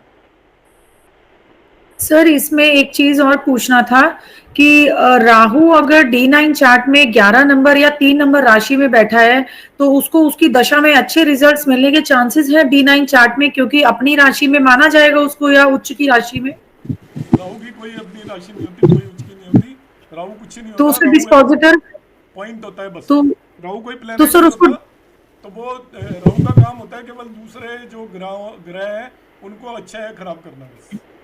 तो सर डिस्पोजिटर पकड़ेंगे फिर उसके लिए उसका, या उसके साथ जो भी संबंध बना के बैठा है उसे पकड़ लीजिए, कोई डिस्पोजिटर ले सकते हो, प्लैनेट नहीं लेना। हाँ? डिस्पोजिटर भाव लेने हैं, प्लैनेट कभी नहीं लेना होता। ओके मतलब और सर एक चीज और सर, अगर जैसे दो प्लैनेट्स एक साथ, दो प्लैनेट्स आमने सामने बैठे हैं, दोनों नीच के होके बैठे हैं, D9 चार्ट का जो पंचम भाव का स्वामी है, नवम भाव का स्वामी है, दोनों नीच के बैठे हैं और आमने सामने बैठे हैं, तो क्या वो नीच के ही रिजल्ट देंगे या नीच भंग करके वो रिजल्ट देंगे? नीच भंग क्यों होगा, यदि उनके बीच में कोई वो उस तरीके का रिलेशन है तो नीच के ही देंगे वो तो एस्पेक्ट दोनों असम दोनों एस्पेक्ट कर रहे हैं एक दूसरे को और दोनों उच्च के हैं एक दूसरे के उस सामने।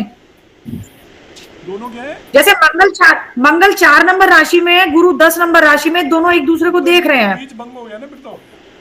हाँ सर वही मैंने पूछा, वो नीच भंग माना जाएगा फिर उसमें? एस्पेक्ट नहीं कर रहे तभी नहीं करते हैं तभी भी नीच भंग हो जाता है कि आपका जो आपका नीच का जो राशि स्वामी है यदि वो उच्च हो जाए तो भी नीच भंग है। नहीं सर, वो भी गुरु भी जो 10 में बैठा है ना नीच का, पर दोनों एक दूसरे को देख रहे हैं। नहीं वो तो देख रहे हैं तो वो तो नीची है, वो कैसे भंग होगा? ओके हाँ, वो नहीं भंग। और नवांश ओके वगैरह से नीच भंग मत माना करो, नवांश की कोई वैल्यू नहीं होती। Okay sir. D1 में नीच भंग है तो ठीक है, नवांश के अंदर प्लेनेट को देखिए, अभी मैंने बताया कि हाँ जिस राशि में बैठा है महीना भर देखिए, कोई भंग वगैरह नहीं होता। मैं वैसे आपको प्रैक्टिकली बता देता हूँ, देखो हाँ यूटिलिटी वाइज जो भी करते हैं नवांश में एस्पेक्ट भी नहीं लगती वैसे, ओके क्योंकि एस्पेक्ट का जो फंडामेंटल है नवांश में, हम क्या करते हैं कि केवल जो एक राशि है 30 डिग्री की, उसको 12 भागों में डिवाइड करते हैं 9 पार्ट्स में। 9। एस्पेक्ट हाँ कहाँ सर से हो जाएगा विद इन राशि? ये ठीक है सर। फर्दर कंसेप्ट है, इसमें कंट्रोवर्सी है एस्पेक्ट में। और सर अश्वनी अग्रवाल, एक प्रश्न पूछना चाह रहा था सर मैं। जी सर आपने जैसे नवांश को बताया कि इंडिपेंडेंट कुंडली की तरफ देखें, तो आपका एक हम लोगों ने पढ़ा हुआ है कि जब भी विवाह होगा तो फर्स्ट लॉर्ड, सेवेंथ लॉर्ड या 12th लॉर्ड की अंतर्दशा में होगा। आपने ये एक नियम बताया हुआ है, तो नवांश में क्या ये नियम लगेगा कि नहीं लगेगा? नहीं, नवांश के बेस पर हम दशाएं डिसाइड करेंगे D1 के बेस पर। केवल नवांश में केवल ये भर देखना है कि वो दशाएं नवांश के पहले 5वें 7वें और 11वें भाव से एडी यदि कोई रिलेशन बना रही है तो वो क्वालिफाई कर जाएगी। मगर यहाँ पर मैं उसकी दशाओं को नहीं यूटिलाइज कर रहा, मैं मैरिड लाइफ की क्वालिटी को नवांश से देख रहा हूँ कि मैरिड लाइफ में किस तरीके के आपके इवेंट होंगे, कैसी मैरिड लाइफ रहेगी, आपको मैरिड लाइफ में क्या क्या ट्रबल्स आ सकती हैं, वो हम नवांश से देखेंगे। नहीं, जैसे आपने अभी बताया ना मंगल की, उसमें ये इसकी मैरिज हुई थी, तो मंगल चौथे घर से बैठ के लगन को देख रहा था। मैंने D1 के मंगल की महादशा और राहु की अंतर्दशा में, तो राहु D9 में लग्न में बैठा हुआ है, तो जी जी अंतर्दशा लॉर्ड है वो D9 के पहले 5वें 7वें और 11वें भाव से लिंक बनाना चाहिए, कंपलसरी कंडीशन है, अदरवाइज नवांश पहले 5वें 7वें 11वें, ये आपने वीडियो में बताया हुआ है सर। जी सर। जी अच्छा सर, एक छोटा सा प्रश्न और ये था कि जैसे आपने कह रहे थे पति की वेल्थ, तो जो नवांश का 7th हाउस है उससे जो सेकंड यानी कि 8th हाउस हुआ, वो पति की वेल्थ नहीं हुई। हमने 7th हाउस से पति की वेल्थ क्यों देखी सर? 7th हाउस से पति की वेल्थ कब देखी मैंने? अभी सर मैं लगता है कुछ गलत समझ गया। नवांश आप बता रहे थे ना आपका कि 7th लॉर्ड यदि उसमें चला जाता है आपका उपचय हाउसेस के अंदर, तो वो पर्सन जी उसकी रिलेटिव जो पोजीशन वो आफ्टर मैरिज बेटर होगी, आपकी सस्टेनेंस के लिए कहाँ से पैसा मिलेगा वो आपका D9 का सेकंड लॉर्ड इंडिकेट करेगा, कहाँ पर जाकर बैठा है, उससे आपकी मैरिड लाइफ सस्टेन करेगी। तो अगर पति की वेल्थ देखनी हो तो 8th हाउस से देखी जा सकती है सर? नहीं, वेल्थ तो आपका 2 तरह की होती है वेल्थ। आप 7th हाउस को लग्न बना लीजिए, वो ओवरऑल मैरिज की वेल्थ आएगी, पति की वेल्थ का कोई रोल नहीं है। आपकी मैरिज में वेल्थ होगी या नहीं होगी आपका सेकंड हाउस इंडिकेट करेगा, वो सेकंड हाउस करेगा, राइट सर। मैरिड लाइफ यदि आपकी इंप्रूव होगी या नहीं होगी वो आपका 7th लॉर्ड यदि उपचय हाउसेस में चला गया उसके बेस पे बताएंगे। वेल्थ मैंने नहीं बोला, वेल्थ ओवरऑल इन मैरिज आपके पास पैसा होगा नहीं होगा, आपका D9 चार्ट के अंदर आप जाकर देखिए वहां पर धन योग बन रहे हैं या नहीं बन रहे हैं, क्योंकि पति की नहीं वेल्थ होती, वो तो आप दोनों की वेल्थ होगी ना आफ्टर मैरिज। तो जी सर, D9 के अंदर जितने ज्यादा धन योग बन रहे होंगे उतना ही आपकी मैरिड लाइफ के अंदर धन होगा। और यदि धनयोग नहीं बन रहे हैं, आपके D1 में कितने ही धनयोग अपीयर हो रहे हो, मगर आपकी आफ्टर मैरिड लाइफ आपको धन नहीं मिलने वाला है यदि आपकी D9 कुंडली में, मतलब उसको जैसे हम अपनी वेल्थ देखते हैं D1 से, तो आप कुंडली के अंदर धनयोग और राजयोग देखोगे ना, यदि ज्यादा बन रहे हैं इसका मतलब आपकी कुंडली स्ट्रॉन्ग है, उसके अंदर आपके पास धन होगा। अब मैरिड लाइफ आप देख रहे हो तो मैरिड लाइफ में आपको धन देखना है, तो आप मैरिड लाइफ D9 के अंदर आप धनयोग देखोगे, combination between 11th 2nd 5th and 9th Lord यदि है तो आपके पास धन होगा, अदरवाइज नहीं होगा सर। क्योंकि अभी एक पुस्तक पढ़ी थी मैंने, उसमें लिखा था कि अगर धनयोग जो नवांश कुंडली में होता है वो बहुविवाह योग को भी प्रदर्शित करता है। धनयोग धनी है, बहुविवाह योग को भी रिप्रेजेंट करता है, बहुविवाह के भी बहुत सारे कॉम्बिनेशन बनते हैं, उपचय हाउसेस वाला भी एक से ज्यादा स्पाउस को इंडिकेट करता है। Okay okay, thank you so much sir. चला जाता है तो वो मल्टीपल मैरिज को इंडिकेट करता है, मगर वो इम्प्रूवमेंट उसको भी रिप्रेजेंट, इम्प्रूवमेंट का मतलब यहाँ पर क्या है देखो कि मतलब वो एक से ज्यादा मैरिज करेगा तो उसको इम्प्रूव हुई ना उसकी मैरिड लाइफ, मतलब उसकी जो विश है उस हाउस से रिलेटेड, डिवीजन से रिलेटेड वो फुलफिल हो रही है, ये है मतलब। जी, तो अगर सेकंड मैरिज देखनी हो तो हम 7th हाउस से ही देखेंगे या फिर उसके लिए नवम या 12वें से देखना पड़ेगा हमें? 9th हाउस से। ठीक है sir, thank you sir. Poonam Tripathi ma'am. आपने एक सूत्र में बताया था सर, जुपिटर अगर नमस्ते सर। नमस्कार। हाँ, आपने बताया अभी कि जो नवमांश में जो ग्रह देखना है, लगन में मान लो वो शुक्र है और में है, और नवमांश में वो शनि की राशि में गया, तो उसको इम्प्रूव मानेंगे या कैसे मानेंगे उसको सर? D1 में कहाँ पे है वो तो बताओ आप। स्वराशि का है। हाँ, तो इम्प्रूव कहाँ से हो गया वो तो स्वराशि हाँ, वो तो बैड हुआ ना। मित्र राशि से, जी जी मतलब वो खराब भी नहीं हुआ जी, मगर इम्प्रूव तो नहीं हुआ, रिलेटिवली तो वीक ही हुआ है ना। मतलब एक्सोल्टेड बेस्ट है, वीक उसके हुआ। बाद स्वराशि है, फिर मित्र राशि आता है। जी जी पर उसको खराब मत मानिए, उतना डिटेल में मत जाइए, वो ठीक ठाक रिजल्ट देगा, जैसे देने वैसे ही देता रहेगा मतलब। जी सर मेरा एक डाउट है, मैंने वो आपका ज्योतिष सूत्र वाला देखा, तो वहां पर आपने कहा है कि Jupiter when it is in the 7th house it भाग्योदय होता है after marriage, right? So it does the lordship effect suppose Jupiter is under Saturn? नहीं, वो सूत्र है वो लॉर्डशिप पर डिपेंड नहीं करता। 7th हाउस में वो आपका भाग्योदय कर देगा। अब मतलब आपकी लाइफ के अंदर स्पिरिचुअलिटी ले आएगा एक तरीके से, तो भाग और अच्छा, spirituality is one and same thing. 9th house also indicate spirituality, उसी को भाग्य माना जाता है। तो 7th हाउस में होगा तो वो आपका स्पिरिचुअलिटी लेके आएगा आफ्टर मैरिज। अब उसको and आज that के will be समय on पर D1. भाग्य नहीं मानते आज के समय पर, मगर पुराने समय पर उसको भाग्य मानते थे। अच्छा, so that will be in D1 chart only, ना? यस डी में जी। प्रतिभा मैम।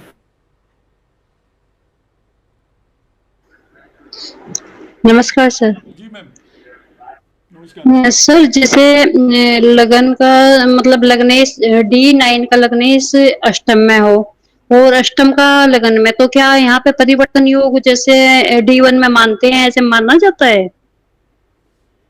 हाँ, मतलब मान लो खराब तो हो ही गया जब उसको इंडिपेंडेंट चार्ट जब एनालाइज करेंगे तो।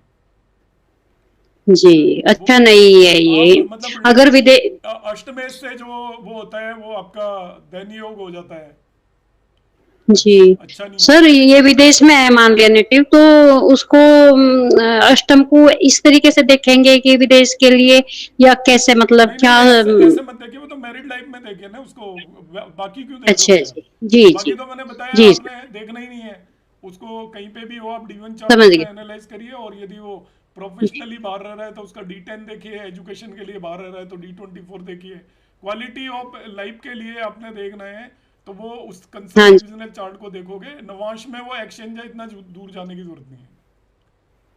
Thank you sir. Hema ma'am. Sir मैंने तो बस एक छोटी सी चीज पूछनी है, आप जब चार्ट दिखाते हैं तो कोट चक्र दिखाते हैं सर, वो पराशर में कैसे आता है वो कोट चक्र? मेरे पास भी है लेकिन मुझे वो लगाना नहीं आ रहा है। उनमें कहीं है, आप मैं अक्सर भूल कुंडली जाता हूँ, दिखाते हैं? निकालूंगा मैं, फिर आपको बता दूंगा मैं निकाल अच्छा, के। वो अभी ठीक है मुझे सर, ठीक। वैसे याद नहीं है क्योंकि रोज तो नहीं करता मैं। उसमें आप जाओगे ना, अलग अलग टेबल में मिल जाएगा कनके आपको। हाँ, आपने मेडिकल में दिखाया था तो बार बार दिख रहा था, तो हाँ, मैंने वो कहा ये कैसे निकलता ला है? रखा है परमानेंट, क्योंकि मेडिकल करा रहा था इसलिए मैंने ले रखा था, बता दूंगा उसे। ठीक है सर, थैंक शैली यू। मैम। सर आपने बोला वर्गोत्तम प्लैनेट जो होता है वो स्वराशि का हो जाता है, तो अगर राहु वर्गोत्तम है तो उसको क्या मानेंगे हाँ, सर? स्ट्रांग हो जाता है वो। नहीं पर सर कैसे रिजल्ट देगा वो? अच्छे मतलब देगा? जैसे मेरे ऐसा होता है कि मेरे जैसे स्वराशि राहु जो है अष्टम भाव में है सर, मेष राशि का है, वो वर्गोत्तम हो गया है, वो बात अलग है कि 9वें भाव में चला गया है अष्टम भाव का D9 में। राहु एक्चुअली डिजीज देता है कि आपका बेली से नीचे के पोर्शन के अंदर। नहीं वो तो है सर, पर हम उसे मानेंगे कैसे? अगर हम स्वराशि का खराब ही मान रहे हैं रिजल्ट तो देगा ना कैसे? अष्टम का राहु, तो बली होने से भी जी खराब ही देगा वो तो। ठीक क्योंकि है, वो राइट। राहु ने तो 8वें भाव के रिजल्ट देने हैं, वो जिस भी राशि में बैठ जाए चाहे।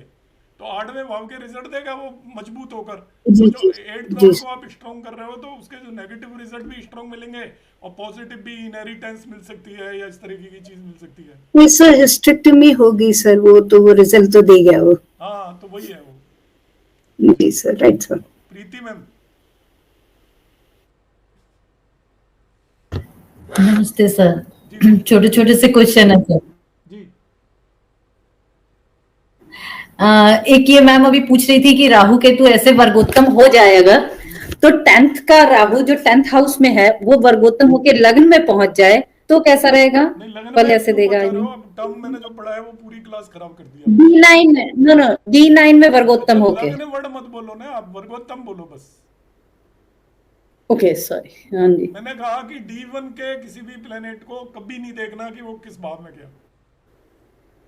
जब आप नवांश को एज ए इंडिपेंडेंट चार्ट देख रहे हो तब कहोगे ये लग्न में है।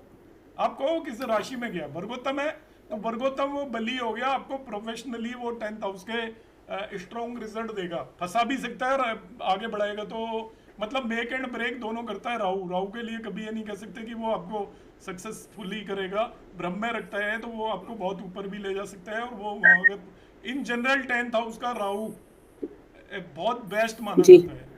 वो उपज हाउस है ना, 3, 6, 10, 11 के अंदर मेलिफिक प्लेनेट अच्छे रिजल्ट देते हैं। और 10वें भाव के राहु में क्या होता है कि जो पर्सन होता है, अब देखना वो येन केन प्रकारण मल्टीपल कहीं न कहीं से इधर उधर से कुछ ना कुछ जुगाड़ कर काम कर ही लेगा। और वो अनएथिकल काम करने में भी नहीं डरता, इसलिए वो प्रोफेशनली सक्सेसफुल हो जाता है इन जनरल। और अदर पैरामीटर्स पे भी डिपेंड करता है कि कुंडली की लग्न कैसी है। बगैर स्ट्रॉन्ग लगने के कोई भी फल नहीं मिलते। तो हम इस तरीके से प्रेडिक्शन दे सकते हैं।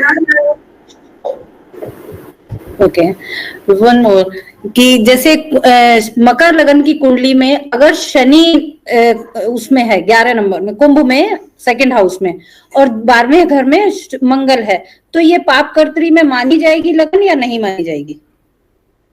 शनि 2nd में नहीं, कुंभ नहीं जी। पाप कर्त्री शनि तो बेनिफिक है, पाप कर्त्री कैसे होगी? जी ये कंफर्म और करना। 12th में एक और छोटा मंगल। हाँ मार्स तो मार्स। मैलिफिक हो गया। बाकी शनि एक्चुअली देखो पाप कर्त्री के भी दो वो हैं अलग अलग वर्जन जी। कुछ लोग नेचुरल मैलिफिक से पाप कर्त्री मानते हैं। हेल्थ के अलावा किसी में भी नेचुरल मैलिफिक से पाप कर्त्री नहीं बनती। फंक्शनल मैलिफिक होने चाहिए तभी पाप कर्त्री बनेगी। हेल्थ में नेचुरल मैलिफिक भी पाप कर्त्री बनाते हैं। अब ये मैं आपको एक सूत्र बता रहा हूँ, इसको आप नोट करके रखना। कोई किसी ने नहीं बताया होगा जी। पाप कर्त्री और सुपरस्टिशन का कॉम्बिनेशन होता है। पाप कर्त्री मींस यदि आप हेल्थ रिलेटेड इशू देख रहे हो तो नेचुरल मैलिफिक पाप कर्त्री बना देते हैं, वो चाहे फंक्शनल बेनिफिट चाहे वो लग्नेश और लग्नेश भी हो तो भी नहीं। लग्नेश को आप एक्सक्लूड कर दो। लग्नेश हेल्थ प्रॉब्लम में वो प्रॉब्लम वैसे क्रिएट नहीं करेगा। लग्नेश पीड़ित है तो हेल्थ खराब होगी, लग्नेश खुद नहीं खराब करेगा।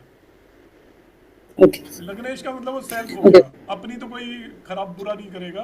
तो बाकी केस में आप फंक्शनल मान सकते हैं। बनाते हैं। Thank you sir.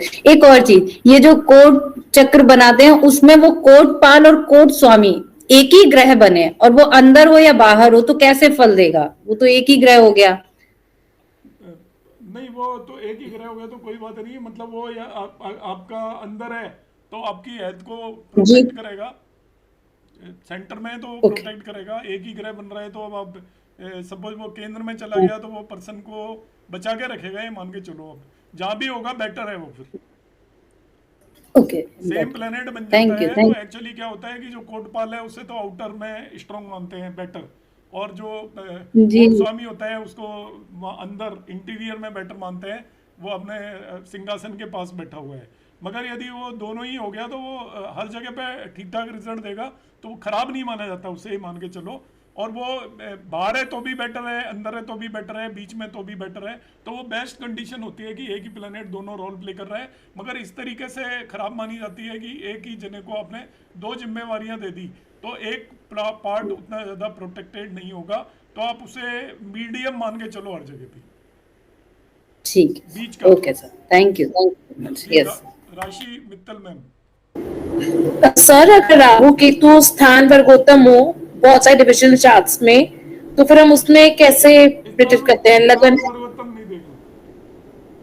नहीं, जैसे हर एक में लगन और इस पे आ रहे हैं 7वें घर पे, तो लगन में राहु। वैसे भाव वर्गोत्तम का कोई क्लासिक्स में वो नहीं है, कुछ नहीं होता भाव, तो मैंने अभी जो कहा है उसके हिसाब से भाव देखना ही नहीं है।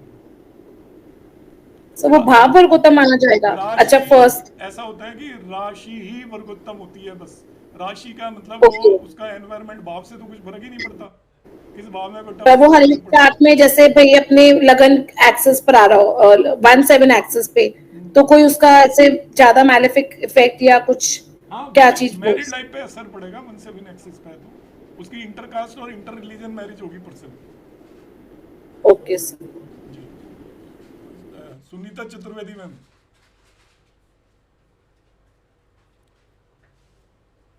जैसे सर सिंह D1 में सिंह लग्न है और सूर्य इसका वर्गोत्तम हो जाए D9 में, और वो राशि तुल्य नवांश में भी वही हो गया, तो उसका मतलब स्ट्रॉन्ग रिजल्ट हो गया ना? हाँ बिल्कुल, वो तो क्या लग्न लॉर्ड यदि वर्गोत्तम हो गया तो वो तो पर्सन की ओवरऑल स्ट्रॉन्ग होगी, पर्सनालिटी सब कुछ मजबूत हो गया जितने बट नीच का लेकिन सर नीच का होके वर्गोत्तम हुआ तो नीच का वर्गोत्तम भी नहीं, आप कह रहे हो लग्न लॉर्ड है क्या है वो? आप तो कह रहे हो लग्न लॉर्ड है। लगन लॉर्ड मान लो 3rd में गया, 7 नंबर में गया, नहीं तो और वो नवमांश में भी गया, लग्न मजबूत नहीं हुई ना, वो खास बढ़िया नहीं है, वो तो आपको तीसरे भाव के रिजल्ट देगा, 3rd हाउस में जहाँ बैठा है वहाँ बैठ कर देगा, उतना बेटर नहीं है। अच्छा, एक्चुअली क्या है कि लग्न लॉर्ड इटसेल्फ यदि वर्गोत्तम हो जाता है, स्वयं राशि का है तो बहुत स्ट्रॉन्ग हो जाती है स्वयं राशि का होकर, और वो नीच का होकर वर्गोत्तम प्लैनेट होता है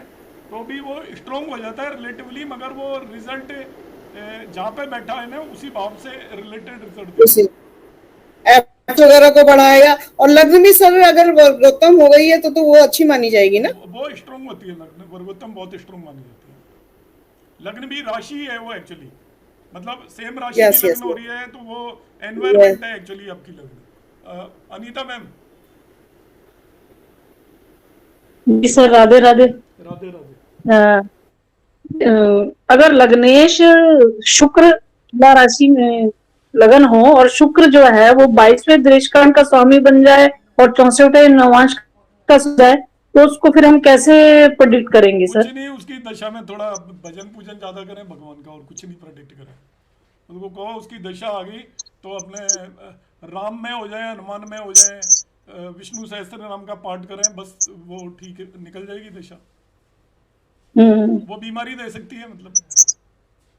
अच्छा, बीमारी दे सकती है। मेंटल टेंशन तो देगी 64 हाँ, और खराबी है। हाँ, इसमें तुला लगन में जो राहु भी है वो 8th भाव में बैठा हुआ है वृषभ राशि में।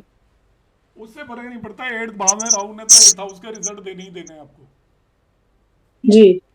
8th हाउस में राहु चला गया तो वो आपको 8th हाउस से रिलेटेड फीमेल नेटिव के लिए, हस्बैंड के लिए भी अच्छा नहीं माना जाता, सुहाग के लिए अच्छा नहीं माना जाता यदि 8th हाउस के अंदर राहु है।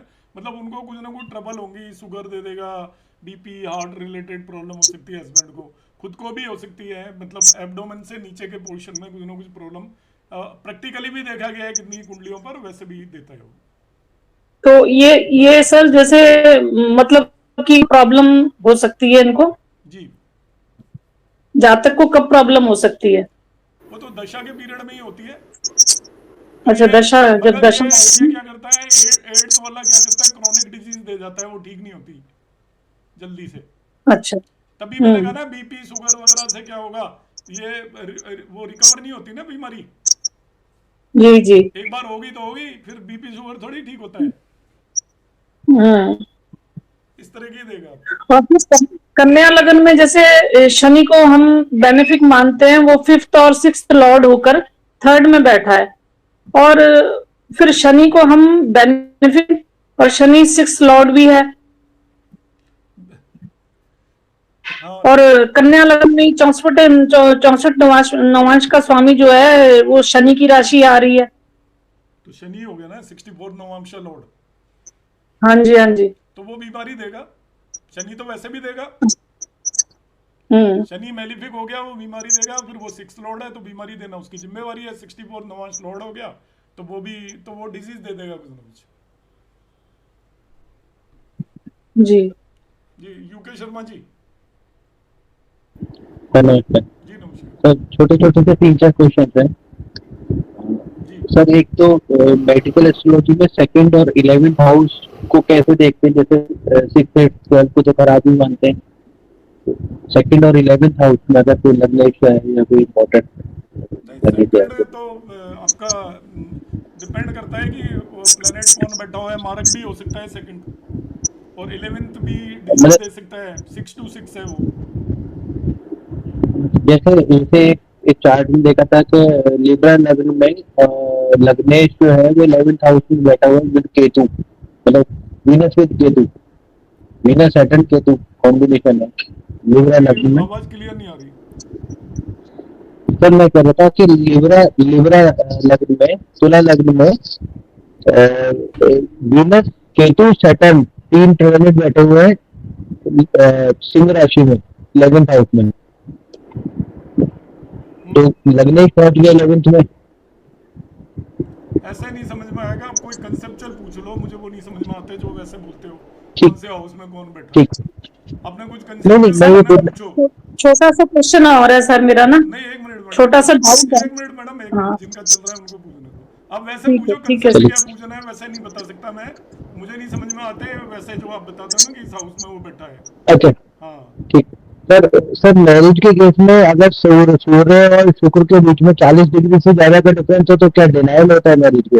आपकी वॉइस क्लियर नहीं है, फिर से बोलो। सर मैं ये कहना चाह रहा हूँ, सूर्य और शुक्र के बीच की अगर हम डिग्री वाइज डिफरेंस देखें, अगर वो 40 डिग्री से ज्यादा होता है तो क्या डिनायल का केस होता है ये? हाँ बिल्कुल है बिल्कुल जी। बिल्कुल।